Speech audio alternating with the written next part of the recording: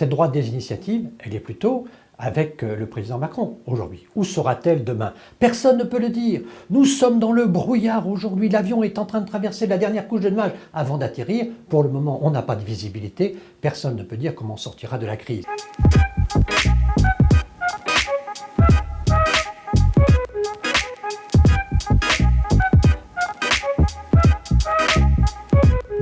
La France n'a pas d'ennemis. Depuis le général de Gaulle, la France veut parler à tout le monde.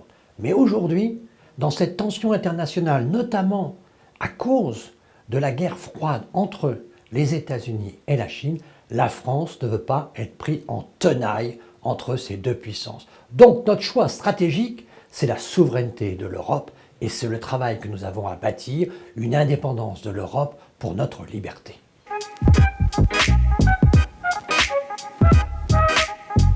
Personnellement, je suis convaincu qu'il faut tout faire pour empêcher l'extrême droite de venir déstabiliser la République. Donc il y a, de mon point de vue, une mobilisation à faire contre une éventuelle perspective du Rassemblement national au second tour de l'élection présidentielle. Mais aussi, personnellement, je ne suis pas convaincu que Mme Le Pen réunisse aujourd'hui les circonstances pour être présente au second tour. Et je vois qu'il y a beaucoup de pronostiqueurs qui ne sont pas innocents de ce pronostic. Donc personnellement, je suis plutôt serein de ce point de vue.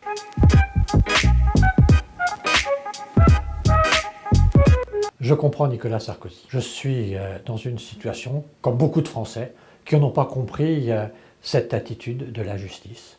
Au fond, une présomption d'action qui n'a pas eu lieu, où il n'y a pas d'argent, où il n'y a pas de victimes, et le tout fondé sur des écoutes d'avocats, tout ça ne paraît pas conforme à notre droit. Donc il y a des choses que je ne comprends pas, et donc je comprends que Nicolas Sarkozy, le premier concerné, ne comprenne pas non plus.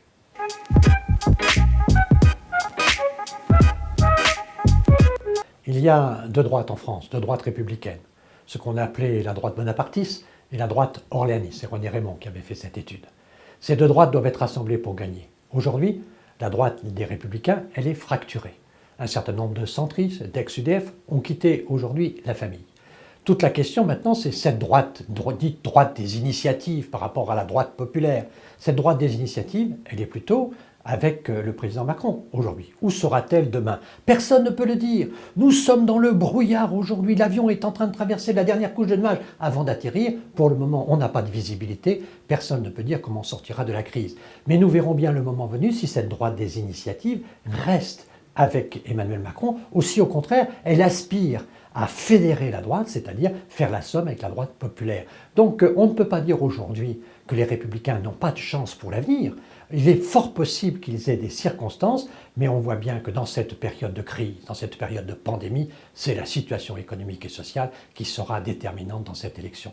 Personne ne peut donc la prévoir. Le seul destin pour la droite, c'est de ne pas être fracturée, car dans ce cas-là, elle est exclue.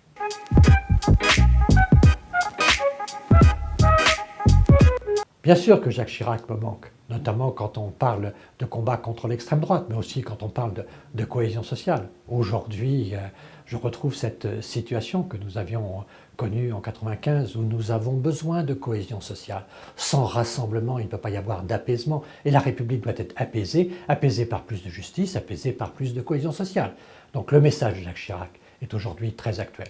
Quant à la personne de Jacques Chirac, elle est aussi manquante dans la vie politique par cette générosité et par cette forme de simplicité. Mais pour être très franc, il y a beaucoup d'autres hommes politiques aussi qui peuvent manquer au pays. Et j'ai une pensée pour la capacité réformatrice de Valéry Giscard d'Estaing qui nous a quittés aussi récemment. Et je pense qu'il y avait chez Giscard une vision d'une France dans l'Europe qui était une vision d'une France moderne et qui avait la réforme pour stratégie. Et donc il y a eu des grands hommes dans notre histoire, il ne faut pas les oublier.